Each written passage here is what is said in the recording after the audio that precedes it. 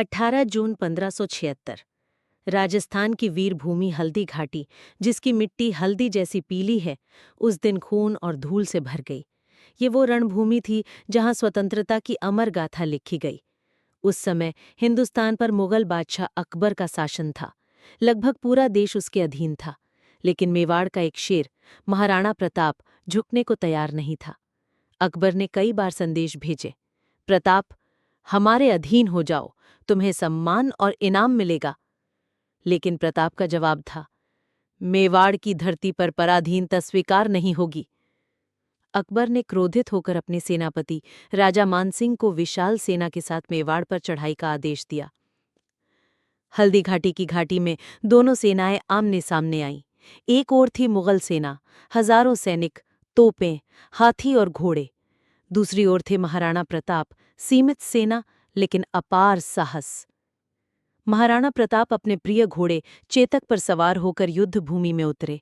चेतक का नीला कवच चमक रहा था और प्रताप के हाथों में भाला और तलवार।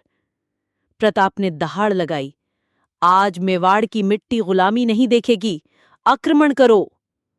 युद्ध आरंभ हुआ। धूल का तूफान उठा, तलवारों की टकराहट, ढालों की गूंज और रणभूमि में वीरों के जयकारे गूंज उठे। चेतक प्रताप को लेकर दुश्मनों की पंक्तियों को चीर रहा था। प्रताप ने भाले से कई मुगल सैनिकों को परास्त किया। एक बार तो चेतक ने इतना ऊंचा छलांग लगाया कि वह मुगल सेनापति के हाथी तक पहुंच गया।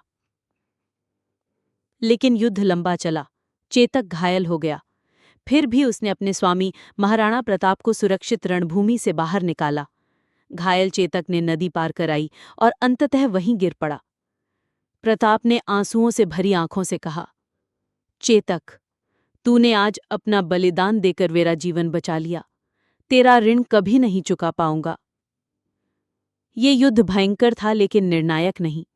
मुगल सेना संख्या में अधिक थी, फिर भी वे महाराणा प्रताप को पकड़ नहीं सके।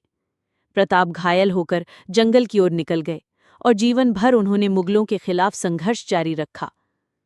हल्दी घाटी का युद्ध सिर्फ एक युद्ध नहीं था, ये वीरता, स्वाभिमान और स्वतंत्रता का प्रतीक था। महाराणा प्रताप और चेतक का बलिदान आज भी हर भारतीय के हृदय में अमर है।